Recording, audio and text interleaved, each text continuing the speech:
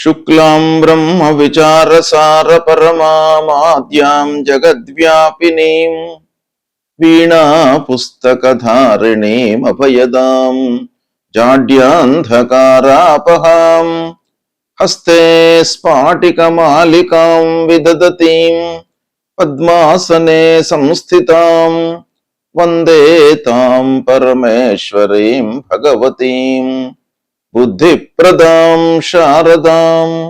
శ్రీ మహాగణాధిపతయే నమః. శ్రీ మహాసరస్వత్యై నమః.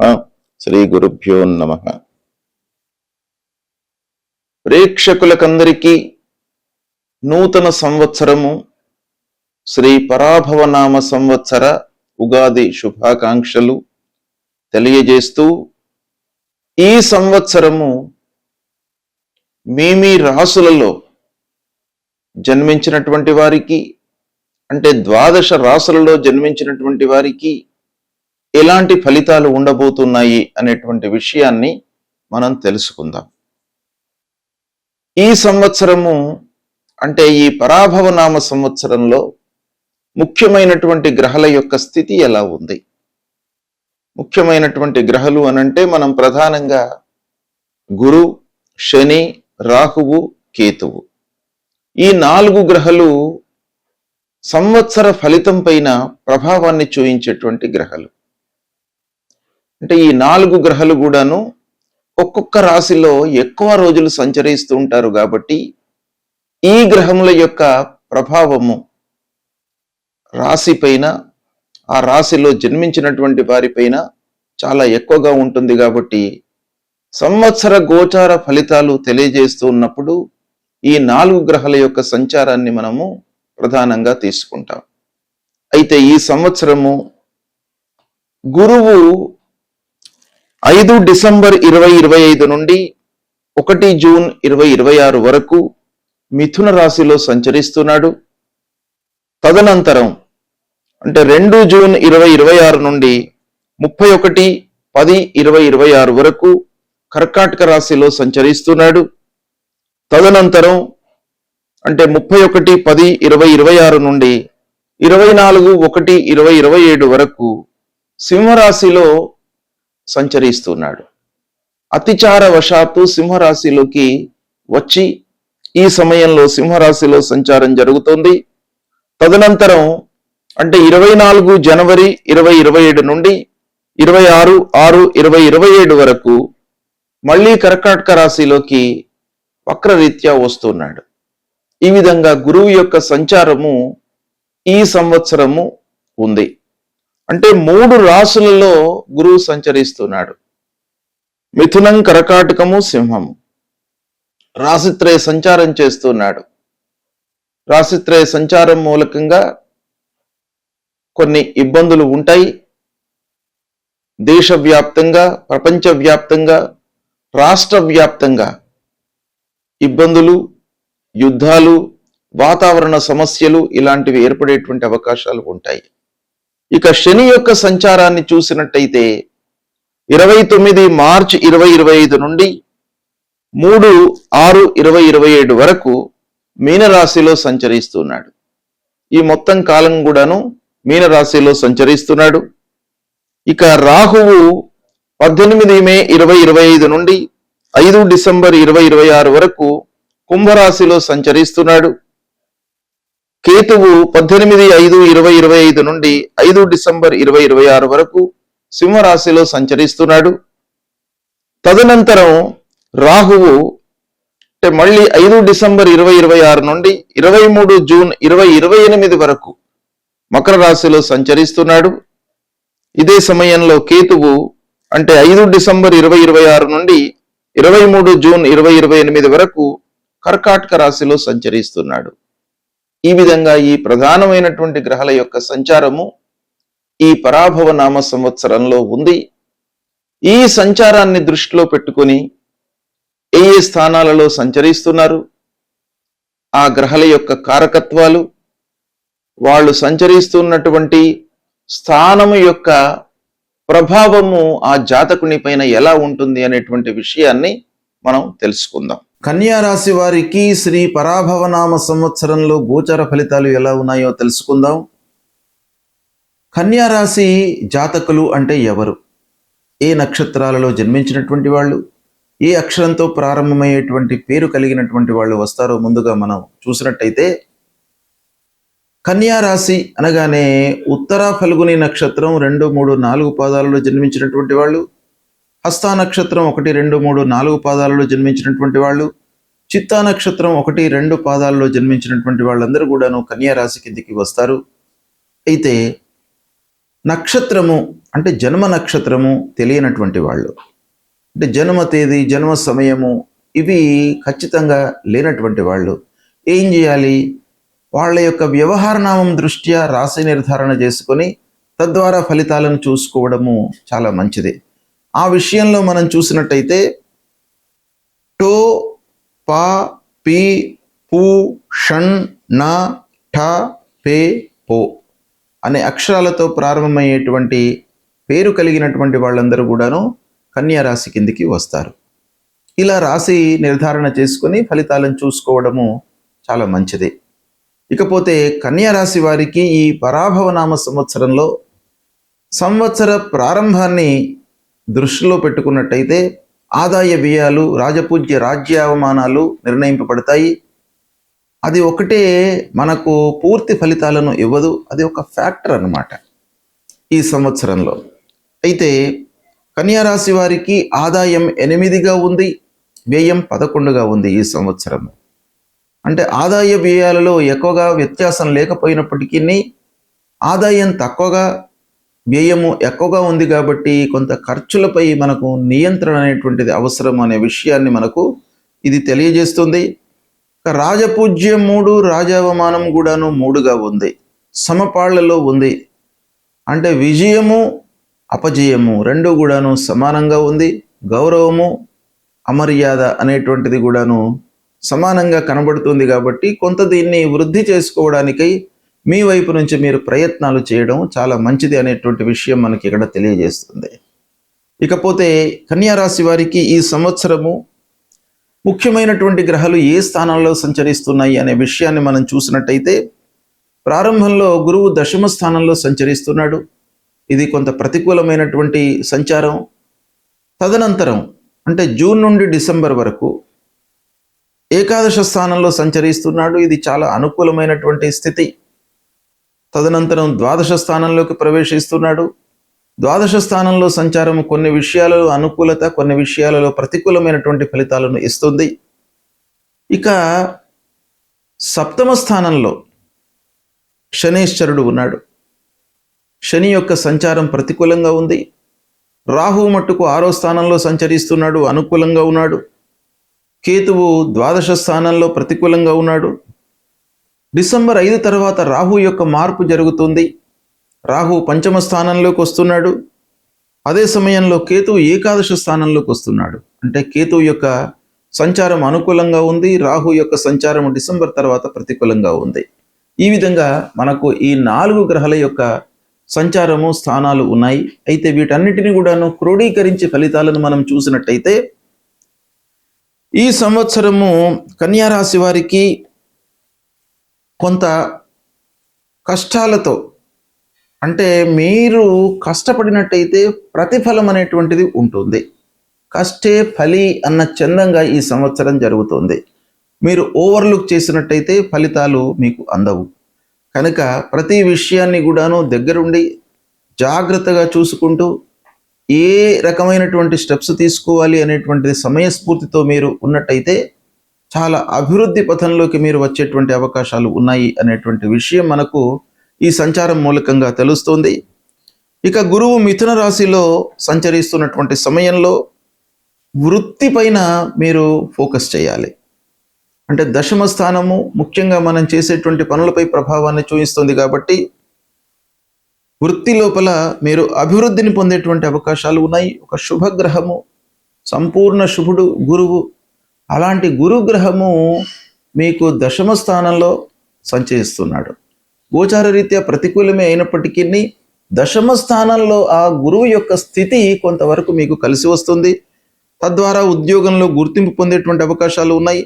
కొత్త బాధ్యతలను అప్పగిస్తారు మీకు ఆఫీసులో యాజమాన్యము. ప్రమోషను పైన మీకు మనస్సు పెరుగుతుంది. అంటే ప్రమోషన్ వచ్చేటువంటి అవకాశాలు మీకు కనబడుతున్నాయి. పై అధికారుల దృష్టిలో మీరు నిలుస్తారు. అంటే మీ పనులను గుర్తిస్తారు అధికారులు, తోటి ఉద్యోగులు, క్లయింట్స్, వీళ్ళందరూ కూడాను మీ పనితనాన్ని, నైపుణ్యాన్ని గుర్తించేటువంటి అవకాశం కనబడుతుంది. అయితే కష్టపడి మీరు పని చేసినట్టయితే చాలా సత్ఫలితాలు ఈ గురు దశమంలో ఉన్నప్పుడు మీకు పొందేటువంటి అవకాశాలు ఉన్నాయి. జూన్ 1వ తారీఖు నుండి గురు మళ్ళీ కర్కాటక రాశిలోకి వస్తున్నాడు. ఈ కర్కాటక రాశిలోకి రావడం మూలకంగా ఆదాయము బాగా పెరుగుతుంది. ఆశలు కూడాను మీకు పెరుగుతాయి. ఆదాయ మార్గాలు కూడాను మీకు అందుబాటులోకి వస్తాయి. చాలా కార్నర్స్ నుంచి మీకు డబ్బు రావడం అనేటువంటిది ఈ కర్కాటకంలోకి రావడం మూలకంగా మీకు కలుగుతుంది. అందరి సహాయ సహకారాలు కూడాను లభిస్తాయి. మిత్రుల సహకారము, ఆత్మీయులు, పెద్దలు, సమాజంలో మంచి స్థితిలో ఉన్నటువంటి వాళ్ళ మూలకంగా మీకు సహాయ సహకారాలు బాగా అందుతాయి. పెద్దవారితో, పెద్ద సంస్థలతో మీకు సంబంధాలు ఏర్పడేటువంటి అవకాశాలు కూడాను బాగా కనబడుతున్నాయి. సామాజిక గౌరవం లభిస్తుంది. ఇక తదనంతరము గురువు సింహరాశిలోకి ప్రవేశిస్తున్నాడు. సింహరాశిలోకి ప్రవేశించడం అంటే ద్వాదశ స్థానం అవుతుంది. ద్వాదశ స్థానంలోకి ప్రవేశించడం మూలకంగా ఖర్చులు పెరుగుతాయి. కానీ ద్వాదశము గురువుకు శుభమూలకంగా ఖర్చులు పెట్టించేటువంటి అవకాశాలు ఉన్నాయి. కాబట్టి ఈ సింహరాశిలో సంచరిస్తున్నటువంటి సమయంలో మీకు పెళ్ళిళ్ళు చేయడము, ప్రాపర్టీస్ కొనడము, ఇలాంటివి మంచి వ్యవహారాలు చేయడం మూలకంగా ఖర్చులు పెట్టించేటువంటి అవకాశం బాగా కనబడుతుంది. ఆరోగ్యంపై కొంత శ్రద్ధ చూపవలసినటువంటి సమయము. ఇక శని ప్రభావం ఎలా ఉంది అనే విషయాన్ని మనం చూసినట్టయితే 7వ స్థానంలో శనీశ్వరుడు సంచరిస్తున్నాడు. కనుక ఈ 7వ స్థానంలో సంచరించడం మూలకంగా కొన్ని ఇబ్బందులు ఉంటాయి. ముఖ్యంగా వ్యాపారస్తులు, పార్ట్నర్స్తో జాగ్రత్తలు తీసుకోవాలి. భార్యాభర్తలు కూడాను అన్యోన్యతకు ఇబ్బంది లేకపోయినప్పటికీ అనవసరమైనటువంటి విషయాలలో తగువులు, అభిప్రాయ భేదాలు, కలహాలు వచ్చేటువంటి అవకాశం బాగా కనబడుతుంది. కనుక జీవిత భాగస్వామితో జాగ్రత్తగా ఉండడము, అనవసరమైనటువంటి డిస్కషన్స్ చేయకుండా ఉండడము చాలా మంచిది. ఓర్పు, సహనము అనేటువంటివి చాలా అవసరము ఈ సమయం లోపల. ఇకపోతే వ్యాపారస్తులు ముఖ్యంగా ఈ శని మూలకంగా ఒప్పందాలు చేసుకునేటువంటి సమయంలో జాగ్రత్తలు తీసుకోవాలి. రాహువు ఈ సమయంలో కుంభరాశిలో ఉన్నాడు. అంటే 6వ స్థానం అవుతుంది. 6వ స్థానంలో రాహువు గోచార రీత్యా అనుకూలమైనటువంటి ఫలితాలను ఇస్తాడు. అయితే కొన్ని విషయాలలో జాగ్రత్తలు తీసుకోవాలి. ఛాయాగ్రహము, పాపగ్రహము 6వ స్థానంలో ఉంది. తద్వారా మీరేంటంటే మీతో ఎవరైతే క్లోజ్గా మూవ్ అవుతున్నారో వాళ్లతో కొంత మీరు జాగ్రత్తలు తీసుకోవాలి. ఊహాజనితమైనటువంటి నిర్ణయాలు కాకుండా, అంటే అతి ఊహలోకి వెళ్లకుండా, అతిగా ఆలోచించకుండా కార్యనిర్వహణపై మీరు మనస్సు నిలపడము చాలా ముఖ్యము. అది చేసినట్టయితే రాహు మూలకంగా మీకు మంచి ఫలితాలను పొందేటువంటి అవకాశాలు ఉన్నాయి. ఇక తదనంతరము రాహువు మకర రాశిలోకి ప్రవేశిస్తున్నాడు. మకర రాశి అంటే 5వ స్థానంలోకి వస్తున్నాడు అనమాట. 5వ స్థానంలోకి రావడం మూలకంగా కొంత ధైర్యము మీరు పెంచుకోవాలి. అంటే ఆత్మవిశ్వాసం పెంచుకోవాలి. సాహసంతో కొన్ని పనులు చేయవలసినటువంటి ఆగత్యం ఏర్పడుతుంది. దానికి కొంత విచక్షణను జోడించినట్టయితే మీకు సత్ఫలితాలు పొందుతారు. విద్యార్థులకు పోటీతత్వం ఉంటుంది.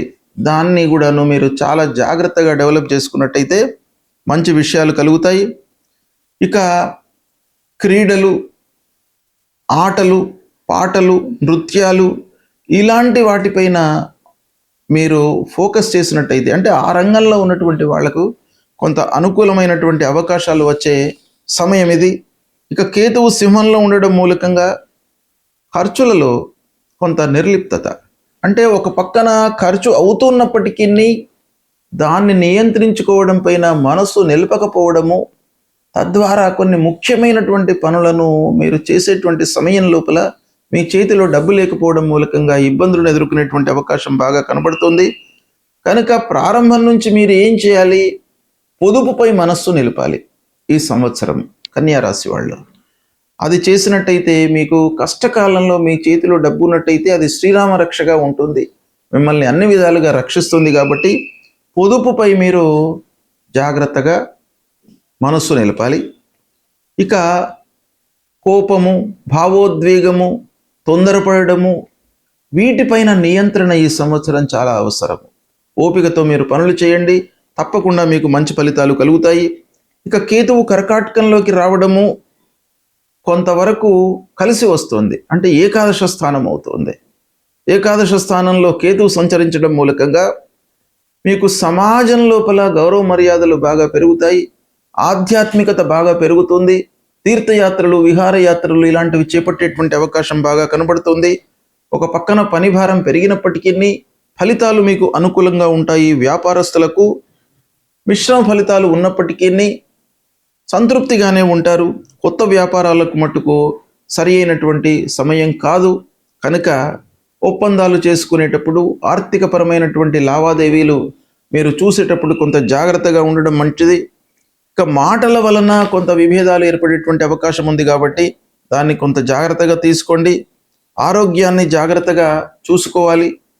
శని ప్రభావము, వీటి మూలకంగా మనకు ఆ దృష్టి శని సప్తమంలో ఉండడము, కన్యారాశిని చూడడము, ఇలాంటి వాటి మూలకంగా మనకు ఆరోగ్యాన్ని మీరు నిర్లక్ష్యం చేయకుండా ఉండడం చాలా మంచిది. ఇక మానసికంగా ఒత్తిడి పెరిగేటువంటి అవకాశాలు కూడాను ఒక పక్కన కనబడుతున్నాయి. రాజకీయంలో ఉన్నటువంటి వారికి మిశ్రమ ఫలితాలు గోచరిస్తున్నాయి. కోర్టు వ్యవహారాలలో కొంత ఆలస్యమైనటువంటి ఫలితాలు ఒక పక్కన ఉన్నాయి. అయినప్పటికీ చివరికి న్యాయం మీ వైపునే ఉంటుంది. కోర్టు కేసులలో అనుకూలమైనటువంటి ఫలితాలు ఉంటాయి. ఇక సంవత్సరం ఆరంభంలో కొంత ఒత్తిడి ఉంటుంది, మధ్యలో మీకు ఉపశమనం లభిస్తుంది, చివరిలో మట్టుకు మానసికంగా స్థిరత్వం లభిస్తుంది. ఇకపోతే తల్లిదండ్రులతో, కుటుంబ పెద్దలతో సత్సంబంధాలు ఉంటాయి. పెద్దల యొక్క సలహాలు, ఆశీర్వచనాలు మీకు లభిస్తాయి. అది చాలా మీకు ఉపయోగపడుతుంది.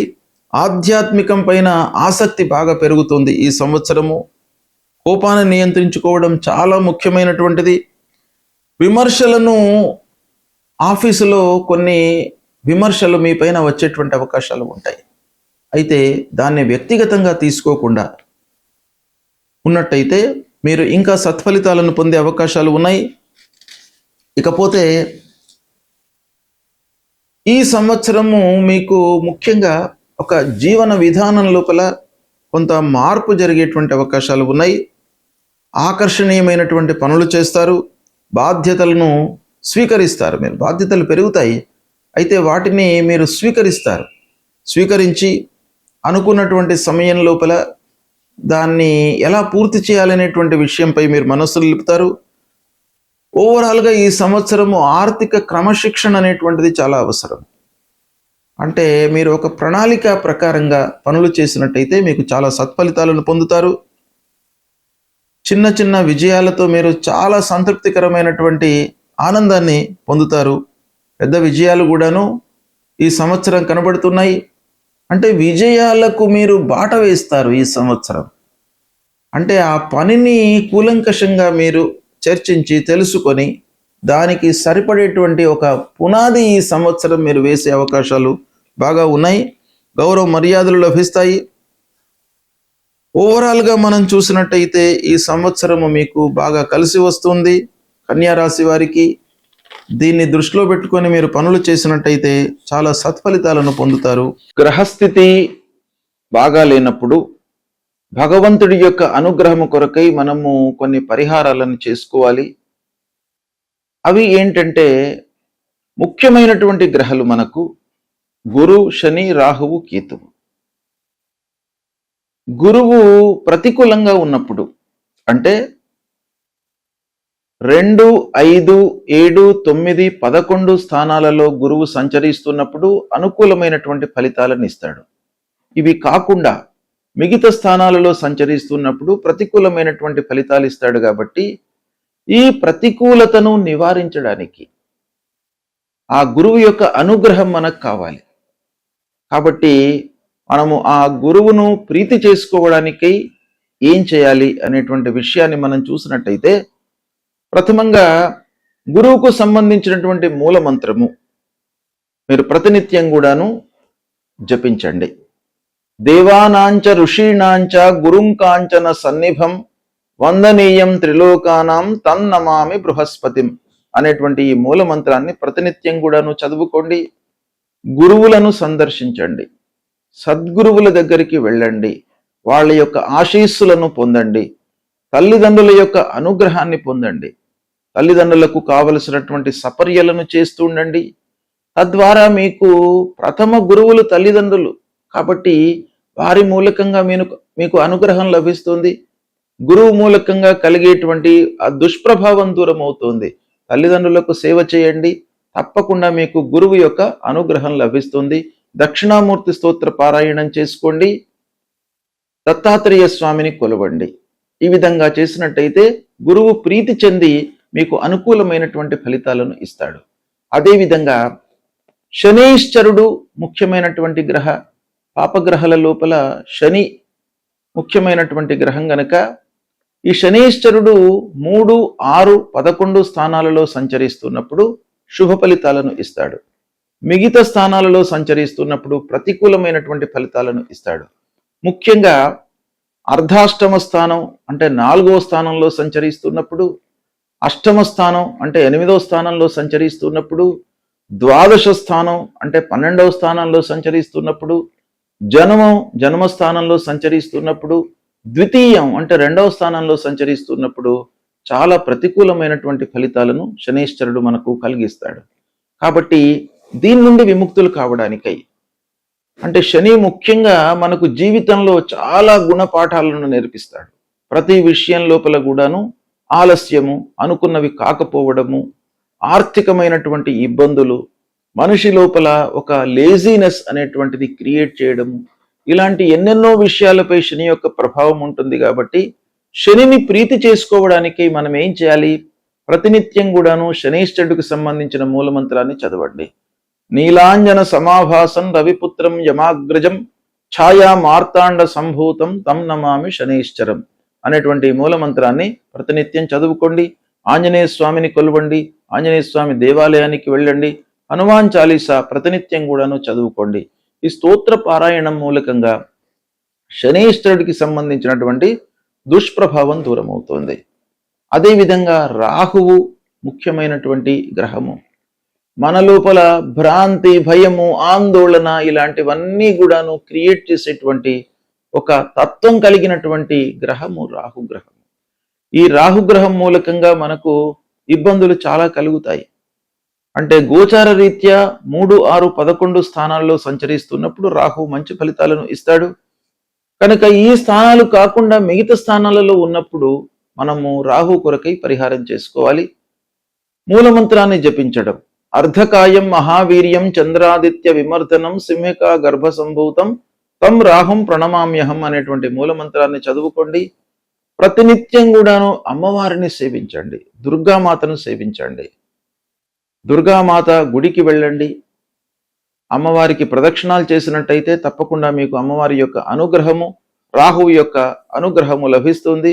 తల్లిని సేవించండి, మాతృమూర్తిని సేవించినట్టయితే రాహు మూలకంగా కలిగేటువంటి దుష్ప్రభావము మీకు 200% దూరం అవుతుంది. అదేవిధంగా కేతువు 3, 6, 11 స్థానాలలో శుభ ఫలితాలను ఇస్తాడు. అవి కాకుండా మిగతా స్థానాల్లో సంచరిస్తున్నప్పుడు పరిహారం చేసుకోవడము మంచిది. మరి కేతువుకి ఏం చేయాలి ఈ మూలమంత్రము అనంటే, ఫలాశ పుష్ప సంకాశం తారక గ్రహమస్తకం రౌద్రం రుద్రాత్మకం ఘోరం తం కేతుం ప్రణమామ్యహం అనేటువంటి ఈ మూలమంత్రాన్ని ప్రతినిత్యం కూడాను చదువుకోండి. గణపతిని సేవించండి, ఆటంకాలు లేకుండా ఉంటాయి. మీకు విరక్తి భావన కలగకుండా ఆ కేతువు మిమ్మల్ని కాపాడుతాడు. అంటే విరక్తి అనేటువంటిది మనిషి లోపల డెవలప్ అయితే, అశ్రద్ధ అనేటువంటిది డెవలప్ అయితే పని ముందుకు జరగదు. దానిపైన మనకు శ్రద్ధ లేనట్టయితే మనం పని చేయలేము. కనుక అలాంటి భావన రాకుండా ఉండడానికి మీరు విఘ్నేశ్వరుణ్ణి పూజించండి. ఈ మూల మంత్రాన్ని ప్రతినిత్యం కూడాను చదువుకోండి. ఈ 4 గ్రహాలు చాలా ముఖ్యమైనటువంటి కనుక ఈ 4 గ్రహాలు అనానుకూలంగా ఉన్నప్పుడు నేను చెప్పినటువంటి పరిహారాలను చేయండి. సంతృప్తిగా మీరు మంచి ఫలితాలను పొందుతారు. శుభం.